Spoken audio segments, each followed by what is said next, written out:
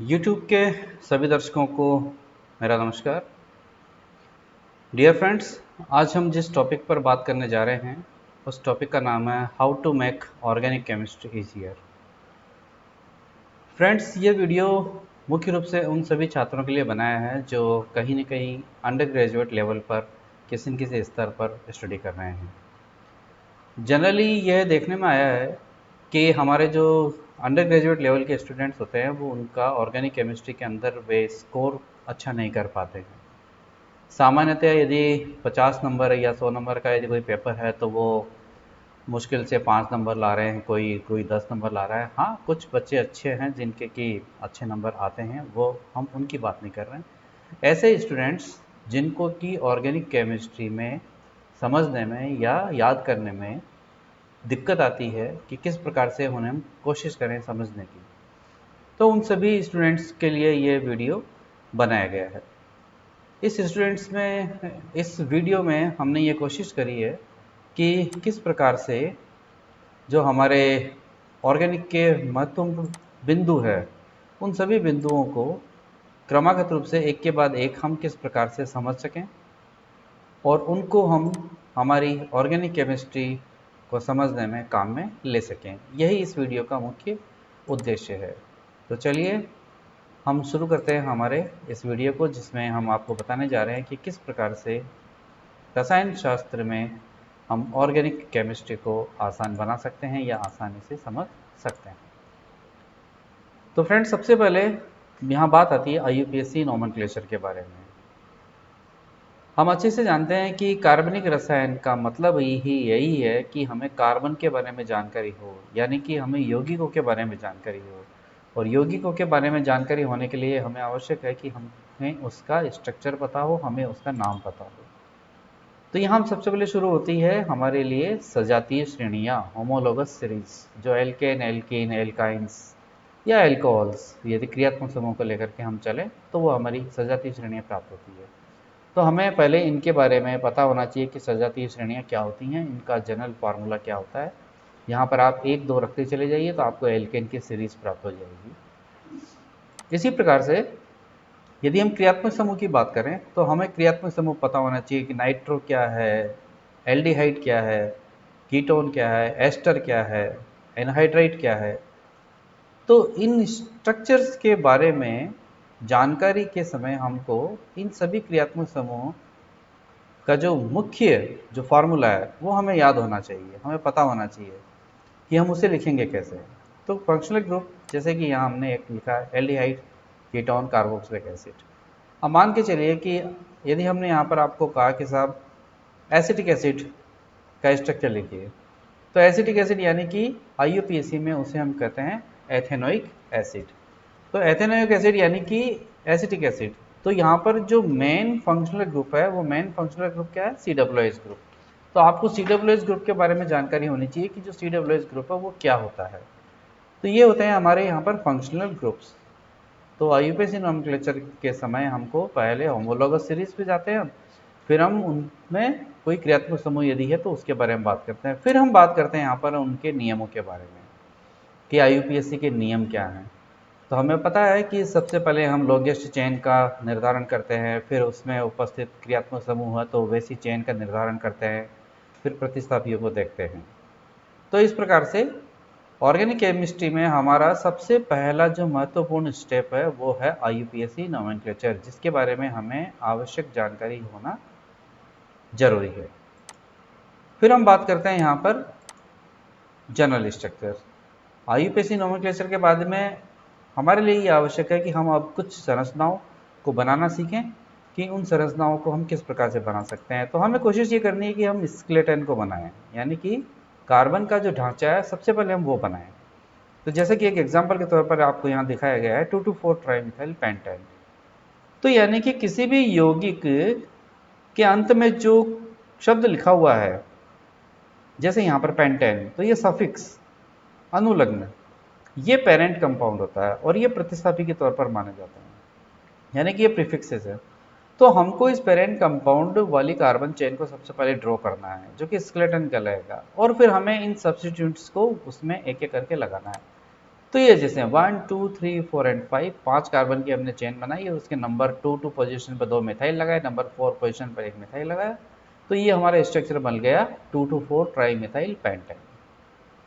इसी प्रकार से जब हम इस प्रकार से स्केलेटन बना करके स्ट्रक्चर को सीखें, उसके बाद हमारे लिए आवश्यक हो जाता है कि हम कुछ ऐसे सामान्य संरचनाएं जो कि हमारे ऑर्गेनिक केमिस्ट्री में बहुत काम आने वाली है, बहुत काम आती हैं, उनकी स्ट्रक्चर्स को भी हम बनाना सीखें। जैसे एक एग्जांपल के तौर पर मैंने यहाँ दिखाया है बेंजल्डिहाइड। बेंजल्डिहाइड यानी कि बेंजीन रिंग पर एल्डिहाइड ग्रुप यदि है तो वो बेंजल्डिहाइड होता है, ये बेंजल्डिहाइड।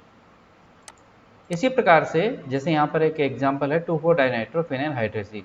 तो हमने आपको कहा था कि जो सफिक्स है वो पेरेंट कंपाउंड है, तो हाइड्रोजन पेरेंट कंपाउंड है, उस पर ये लगा हुआ है 2,4 डाइनाइट्रोफिनाइल। अब यहाँ पर भी क्या है कि फिनाइल है, उसकी 2,4 पोजीशन पर डाइनाइट्रो है, तो ये कंप्लीट सब्स्टिट्यूट ये है। कैसे हैं? ये NH2NH2, ये फिनाइल, इसकी सेकंड और फोर्थ पोजीशन पर नाइट्रो, तो 2,4 नाइट्रो फिनाइल हाइड्रोजीन। इसी प्रकार से एक और स्ट्रक्चर जैसे सैलिसिलिक एसिड, तो बेंजीन रिंग की ऑर्थो पोजीशन पर यदि OH और COOH ग्रुप है तो वो क्या कहलाता है? Salicylic acid. जो सैलिसिलिक एसिड है हम जानते हैं कि फिनोल पर राइमर टिमान अभिक्रिया के द्वारा सैलिसिलिक एसिड प्राप्त किया जा सकता है। तो IUPAC नियम के बाद में हमें कोशिश करनी है कि हम कुछ सामान्य जो हमारे यौगिक हैं उनकी स्ट्रक्चर्स को बनाना हम सीखें। इसके बाद बारी आती है आइसोमेरिज्म की। जब आपने एक स्ट्रक्चर को बनाया, अब हमें ये कोशिश करनी है कि क्या उसके ही जैसे उसके सिमिलर स्ट्रक्चर्स क्या और बन सकते हैं, तो हमें उसकी कोशिश करनी है, यानी कि सर्च फॉर सिमिलर स्ट्रक्चर्स, जिसे हम आइसोमर्स कहते हैं, बाय ड्राइंग डिफरेंट स्केलेटन्स, यानी कि अलग अलग ढांचे हम बना करके कोशिश करें कि क्या उनके सिमिलर स्ट्रक्चर बन सकते हैं। जैसे कि एक 8 कार्बन चेन वाले यौगिक का हमने यहाँ पर स्केलेटन लेकर के समझाने की कोशिश करी है कि जैसे एक स्ट्रेट चेन यदि है तो हम इसे नॉर्मल ऑक्टेन कहेंगे, लेकिन यदि हमने 7 कार्बन ले लिए तो हम जानते हैं कि एक अतिरिक्त जो कार्बन है जो कि मिथाइल समूह के तौर पर इन 7 में से लगा होगा, तो उनकी अलग अलग पोजीशन हो सकती है, यहाँ पर, यहाँ पर, यहाँ पर। इसी प्रकार से यदि हमने 6 कार्बन की चेन ले ली तो 1 2 3 4 5 6, 1 2 3 4 5 6, तो आप यहाँ देख सकते हैं कि मैंने यहाँ लगाया है एक मिथाइल, दूसरा मिथाइल यहाँ लगाया है, और इसमें यहाँ पे लगाया, यहाँ पे लगाया, और इनमें यहाँ लगाया।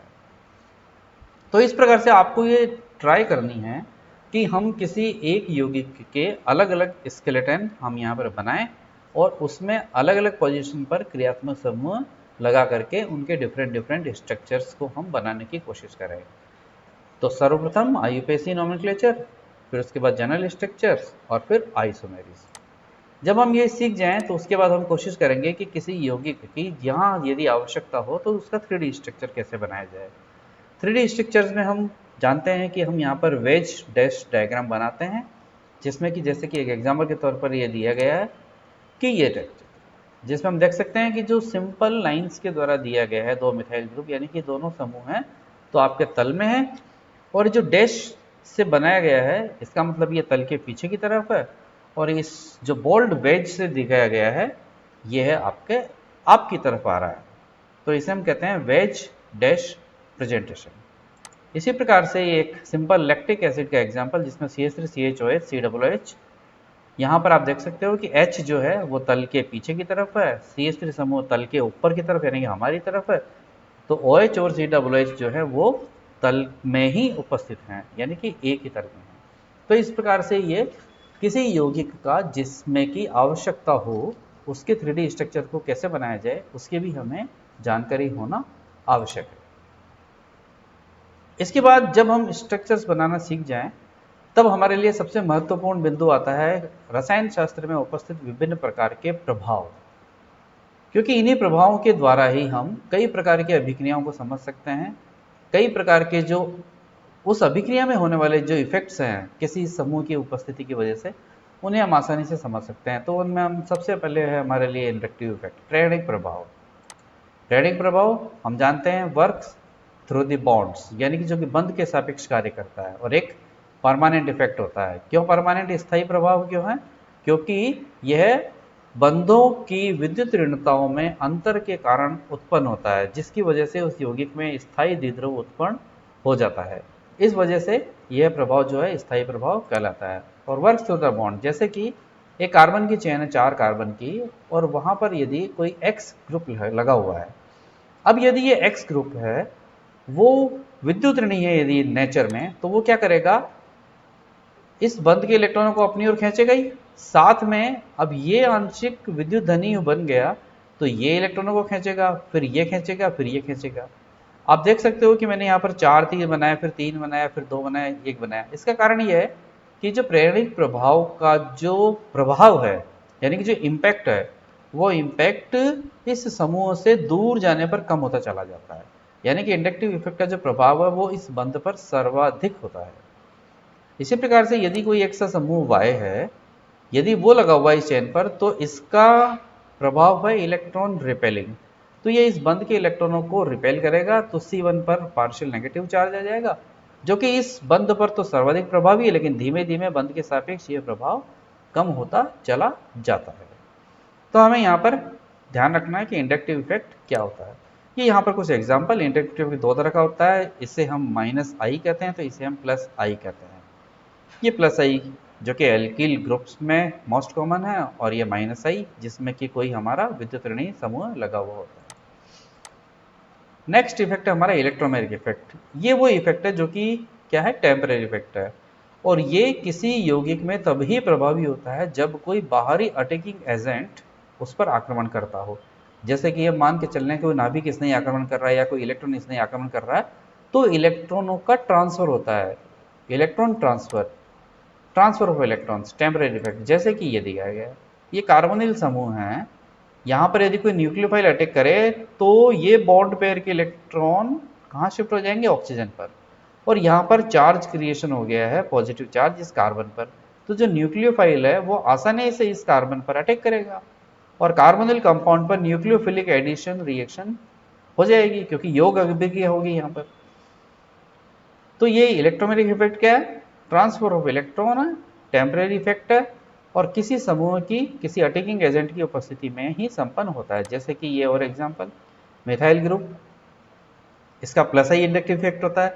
तो ये जो इंडक्टिव इफेक्ट है वो भी इलेक्ट्रोमैग्नेटिक इफेक्ट को इंड्यूस कर सकता है। तो ये इलेक्ट्रोमैग्नेटिक इफेक्ट इसने इंड्यूस किया, +I इफेक्ट की वजह से ये इलेक्ट्रॉन इधर शिफ्ट हो गए, तो यहाँ पर नेगेटिव चार्ज आएगा, यहाँ प्लस चार्ज आएगा। इसका -I प्रभाव है, तो ये इधर की तरफ इलेक्ट्रॉन को शिफ्ट करेगा। यहाँ ये दिया है presence of an attacking agent की आवश्यकता होगी, तब जाकर के ये प्रभाव जो है वो प्रभावी होगा। तो कौन कौन से प्रभाव हुए यहाँ पर, इंडक्टिव इफेक्ट और इलेक्ट्रोमैग्नेटिक इफेक्ट। नेक्स्ट इफेक्ट है यहाँ पर आपका रेजोनेंस, अनुनाद। हम सभी जानते हैं कि किसी भी यौगिक की सभी गुणों को जब किसी एक संरचना के द्वारा हम व्यक्त नहीं कर सकते हैं, तो हम उसकी कई सारी ऐसी संरचनाएं बनाते हैं जो लगभग समान ऊर्जा लिए हुए होती है, और उसकी कोई एक वास्तविक जो संरचना होती है वो उन सभी का क्या होता है, मिश्रित रूप होता है, जिसे कि हम अनुनादी संकर कहते हैं। इसका कारण क्या है, इसका कारण यह है कि अनुनाद के माध्यम से उस यौगिक में क्या आ जाता है, स्थायित्व आ जाता है। तो ये भी एक प्रकार का प्रभाव है, रेजोनेंस प्रभाव, जो कि हाइपोथेटिकल फिनोमिना है, यानी कि काल्पनिक परिघटना है, जिससे में कि उस यौगिक की ऊर्जा घट जाती है और उसको स्थायित्व प्रदान हो जाता है। अर्थात ऐसे कहीं भी तंत्र जिसमें कि अनुनाद प्रभाव यदि कार्य कर रहा है, तो वो उस तंत्र की स्थायित्व को क्या कर देगा, बढ़ा देगा। जैसे कि यहाँ पर आप जानते हैं कि बेंजीन का जो स्थायित्व है वो सर्वाधिक काफ़ी अधिक होता है, जिसमें कि हम 36 किलो कैलोरी प्रति मोल के लगभग उसकी अनुनाद ऊर्जा होती है। तो ये बेंजीन में हम जानते हैं कि ये अनुनादी संरचना है, जिसमें 2 उसकी कैकुलर स्ट्रक्चर होती है, तो 3 उसकी डेवार स्ट्रक्चर होती है। इसी प्रकार की अनुनादी संरचना हम यहाँ बना सकते हैं कार्बोनेट आयन के लिए, या कार्बोनेट आयन के लिए।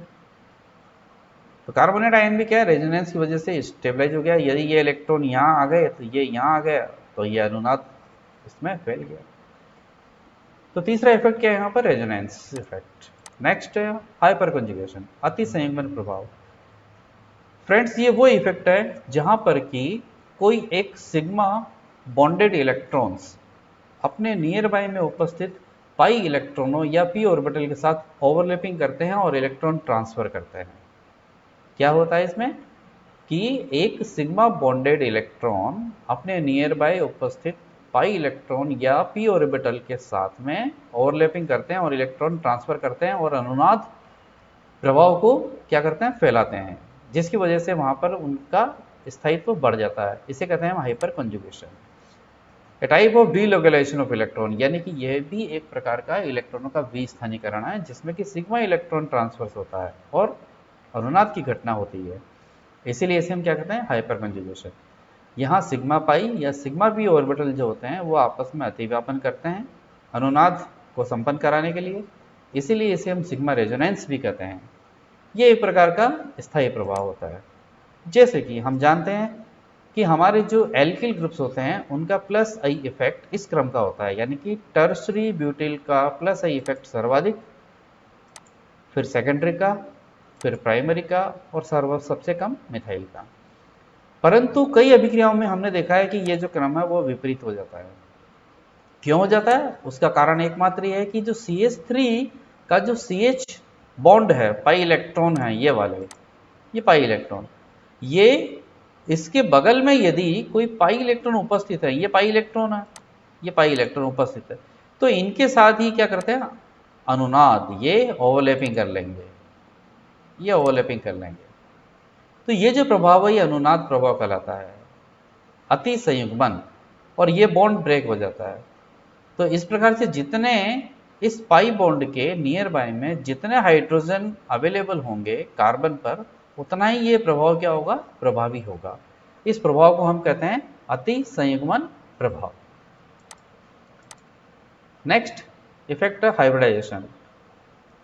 छात्रों, संकरण एक ऐसा प्रभाव है जो कि हमारे कार्बनिक रसायन के अंदर बहुत प्रभाव करता है।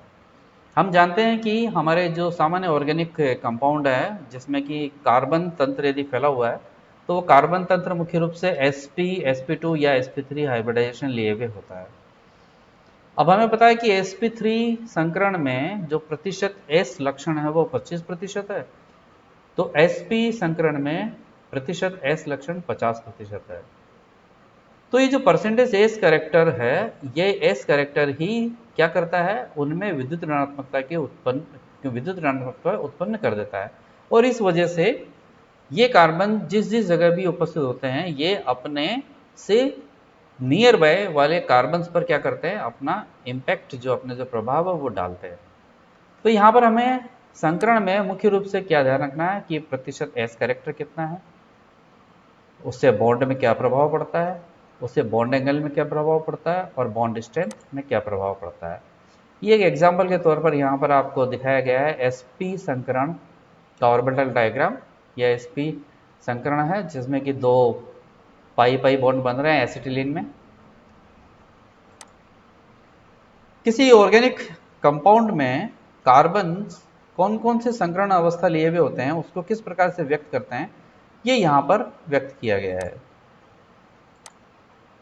नेक्स्ट, तो हमने यहाँ पर अब तक विवेचना करी है किन किन के बारे में, IUPAC नोमेनक्लेचर, जनरल स्ट्रक्चर के बारे में, फिर हमने आइसोमेरिज्म देखा, फिर 3D स्ट्रक्चर देखा, और फिर उसके बाद में हमने विवेचना करी हमारे ऑर्गेनिक केमिस्ट्री में आने वाले कुछ महत्वपूर्ण प्रभावों के बारे में। तो इन सब की जानकारियाँ होना हमारे लिए आवश्यक है। ध्यान रखना, हमारा उद्देश्य इस लेक्चर में यह कतई नहीं है कि हम इन सभी पॉइंट्स को आपको डिटेल में या उनको कंप्लीटली डिस्कस करें कि ये क्या होते हैं, कैसे होते हैं।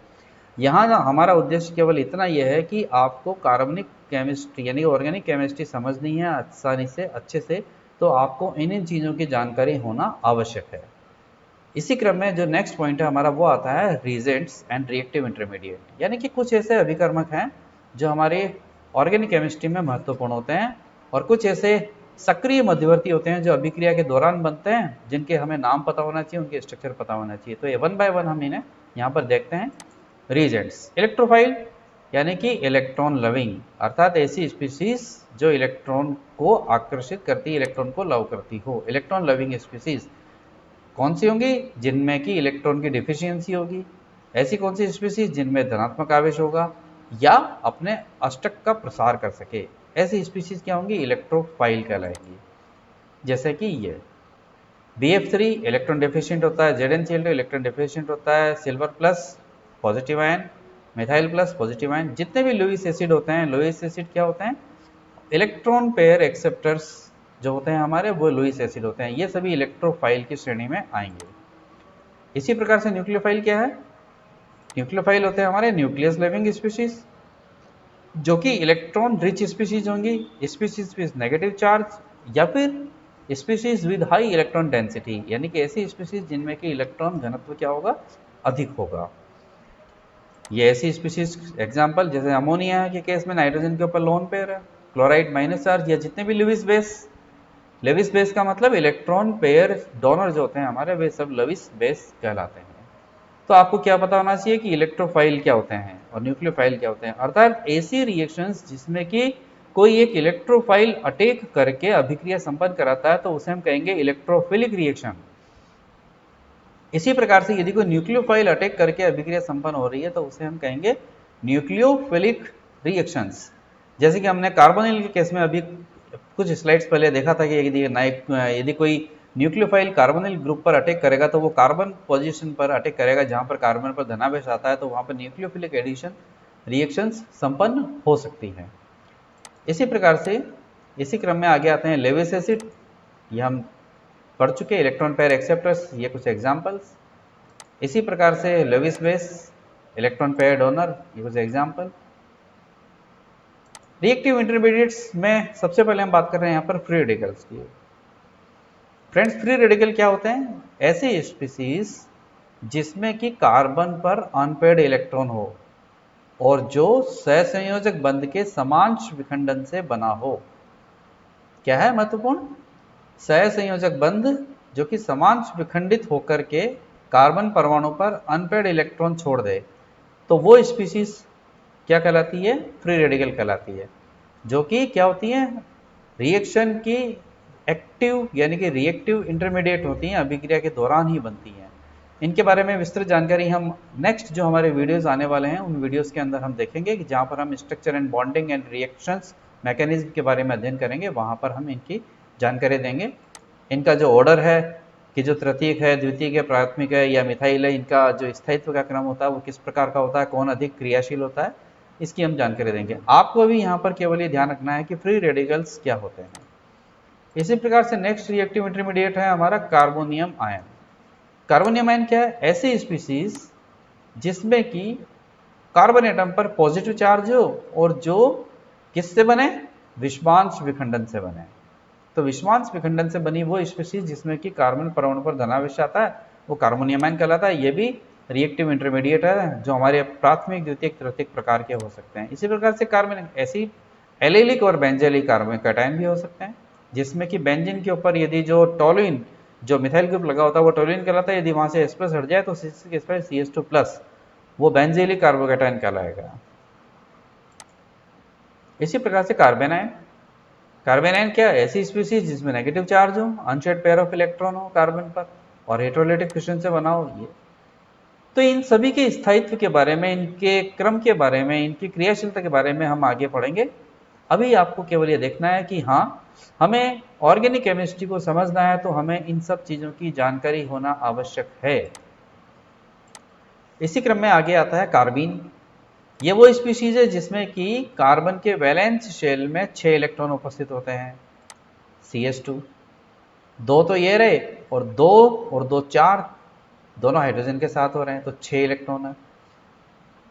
कार्बीन है वो दो प्रकार में पाया जाता है, सिंगलेट स्पीशीज और ट्रिपलेट स्पीशीज। सिंगलेट स्पीशीज के अंदर क्या है कि ये जो दोनों इलेक्ट्रॉन है उनका जो चक्रण है वो विपरीत होता है, जबकि ट्रिपलेट स्टेट के अंदर जो है इन दोनों का जो चक्रण है वो एक समान होता है। इसी प्रकार से नाइट्रेन। नाइट्रेन में क्या है? वही ऐसी स्पीशीज जिसमें कि नाइट्रोजन पर 6 इलेक्ट्रॉन हो वैलेंस शेल में, जैसे एसाइल नाइट्रेन यहाँ लिखा है, नाइट्रोजन 2 और 2 4 और ये 5वां छठा एसाइल नाइट्रेन। ये भी रिएक्टिव इंटरमीडिएट्स हैं। इसी प्रकार से बेंजाइन, 1,2-डिहाइड्रोबेंजाइन, बेंजीन, यानी कि बेंजीन की 1,2 पोजीशन वाला जो हाइड्रोजन है यदि वो हट जाए तो एक एक्स्ट्रा पाई बॉन्ड वहां पर क्रिएट हो जाता है, 1,2-डिहाइड्रोबेंजीन, और its derivative with extra 2 pi electron. जैसे कि यहाँ वाला हाइड्रोजन हट गए तो ये one two dehydro, not dihydro. Dihydro means extra hydrogen. तो ये जो डबल बॉन्ड है, ट्रिपल बॉन्ड है, ये सब खत्म हो जाते हैं और यहाँ पर सिंगल बॉन्ड रहता है। लेकिन यह है डिहाइड्रो यानी कि वी हाइड्रो, हाइड्रोजन रिमूव हो चुका है यहाँ से, तो इसीलिए एक्स्ट्रा क्या हो गया? बॉन्ड जनरेट हो गया, यहाँ पर 2 पाई इलेक्ट्रॉन एक्स्ट्रा हो गया। तो ये स्पीशीज कहलाती है बेंजाइन। ये भी रिएक्टिव इंटरमीडिएट स्पीसीज है। तो आपको रिएक्टिव इंटरमीडिएट स्पीसीज कौन कौन सी देखी हमने यहाँ पर? Free radical, carbonium ion, carbanions, carbenes, nitrenes and benzynes. इन सब के बारे में हमको जानकारी होना आवश्यक है कि ये क्या क्या होते हैं। एटलीस्ट यदि आपसे यही पूछा जाए कि नाइट्रीन क्या है, तो आपको सिर्फ और सिर्फ ये पता होना चाहिए कि नाइट्रीन एक वो रिएक्टिव इंटरमीडिएट स्पीसीज है जिसमें कि नाइट्रोजन के संयोजकता कोश में 6 इलेक्ट्रॉन उपस्थित हैं।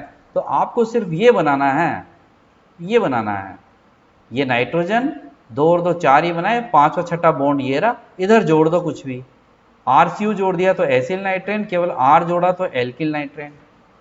तो इस प्रकार से स्ट्रक्चर को समझना है हमें, इस प्रकार से स्ट्रक्चर को हमें बनाना है। इन सब के बाद में हम बात आती है, जब हम आगे अभिक्रियाएं देखेंगे, एक ऑर्गेनिक केमिस्ट्री में और आगे बढ़ेंगे, तो हमें यहाँ पर कुछ ऐसे महत्वपूर्ण रिजेंट्स मिलेंगे जो कि हमारे कई अभिक्रियाओं के अंदर काम आते हैं। इन सब के नाम यदि हम अभी एक एक करके यदि हम लेंगे तो आपने ज़्यादातर सभी के नाम सुने हुए हैं, देखे हुए हैं, लेकिन मेरी आपसे रिक्वेस्ट है कि just try to understand their structure. कृपया उनके स्ट्रक्चर्स को लिखिए, बनाइए और उन्हें समझिए। जैसे कि LiAlH4 lithium aluminium hydride dicyclohexyl carbodiimide DCC most common reagent है। NaBH4 sodium borohydride dimethyl formamide जिसको कि शॉर्ट में हम DMF कहते हैं, dimethyl sulfoxide DMSO Lucas reagent, Baeyer's reagent Fehling reagent, N bromosuccinimide NBS, Grignard reagent RMGX, N butyl lithium, Raney nickel, Collins regent, टेट्राहाइड्रोफ्यूरन यानी कि THF। तो ये वो सब ऐसे इंपॉर्टेंट यूजफुल रिजेंट्स हैं जो हमारे ऑर्गेनिक केमिस्ट्री में कहीं ना कहीं अभिक्रियाओं में काम आते हैं। इनकी भी हमें जानकारी होना आवश्यक है। इसके बाद बात आती है, जब हम सब कुछ इन सब चीज़ों का अध्ययन कर लें, नॉमेनक्लेचर हमें आ गया, हमने जनरल स्ट्रक्चर सीख ली, हमने आइसोमेरिज्म देख ली, हमने 3D स्ट्रक्चर देख ली, हमने क्या कहना चाहिए कि हमने वेरियस इफेक्ट्स देख लिए, हमने कई इंटरमीडिएट्स देख लिए, हमने कुछ रिजेंट्स देख लिए। अब हम बात करते हैं यहाँ पर कि हमारे कार्बनिक रसायन में मुख्य अभिक्रियाएं क्या होती हैं, अभिक्रियाओं को समझे कैसे हैं। तो हमें सबसे पहले सिर्फ ये करना है कि जो कोई भी अभिक्रिया है उस अभिक्रिया की मेजर कैटेगरी क्या है, कि वो कौन सी श्रेणी में आती है। तो मुख्य रूप से 4 अभिक्रियाएं हम यहाँ पर देखते हैं। यह है सब्स्टिट्यूशन, प्रतिस्थापन, यानी कि एक रिएजेंट आता है तो एक रिमूव हो जाता है, इसे हम कहते हैं प्रतिस्थापन। एडिशन, कुछ भी नहीं हटता है, केवल योग हो जाता है। एलिमिनेशन, जो भी सबस्ट्रेट है उसमें से कुछ निकल जाता है, विलोपन हो जाता है। और पुनर्विन्यास, न कुछ आता है न कुछ जाता है, वही मॉलिक्यूल जो है वो रीअरेंज हो जाता है दूसरे स्ट्रक्चर में। तो आपको सबसे पहले उस अभिक्रिया के टाइप के बारे में पता लगाना है कि वो अभिक्रिया किस प्रकार की है, कि वो विस्थापन है या योगात्मक है या विलोपन है या पुनर्विन्यास है। इंपॉर्टेंट क्या है कि अभिक्रिया किसी भी प्रकार की हो, वो निश्चित रूप से इनमें से किसी न किसी रूप में संपन्न हो रही होगी। तो हमें इनके बारे में जानकारी होना आवश्यक है। फ्रेंड्स, ये हमारी इस लेक्चर की लास्ट स्लाइड है और इस स्लाइड में मैं बार बार एक ही चीज़ पे जोर दूंगा कि please try to write name reactions with its mechanism with all possible examples. यानी कि आप अपने बुक में से जितनी भी नेम रिएक्शंस हैं उन्हें छांटिए, उन्हें लिखिए, उनके मैकेनिज्म को लिखने की कोशिश कीजिए और उनके जितने भी पॉसिबल एग्जांपल्स हैं उन्हें समझने की कोशिश करें, उन्हें लिखिए, उन्हें याद करिए।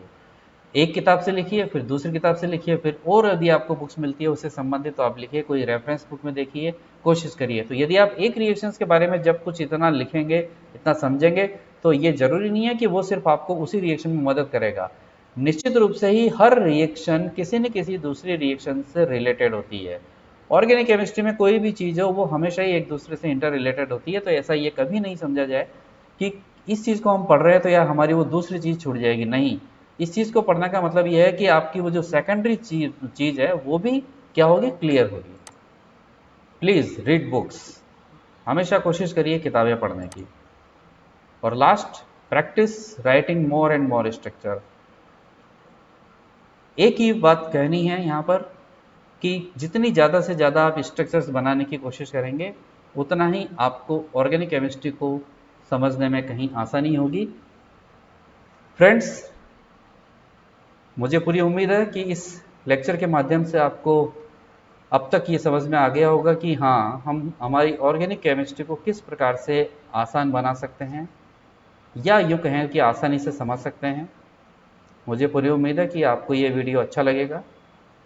अच्छा लगे वीडियो तो प्लीज़ इसे शेयर कीजिए, इसे लाइक कीजिए और निश्चित रूप से इस चैनल को सब्सक्राइब कीजिए। Thank you. चैनल में उपस्थित या उपलब्ध जितने भी अन्य वीडियो हैं उन्हें देखते रहिए। Thank you.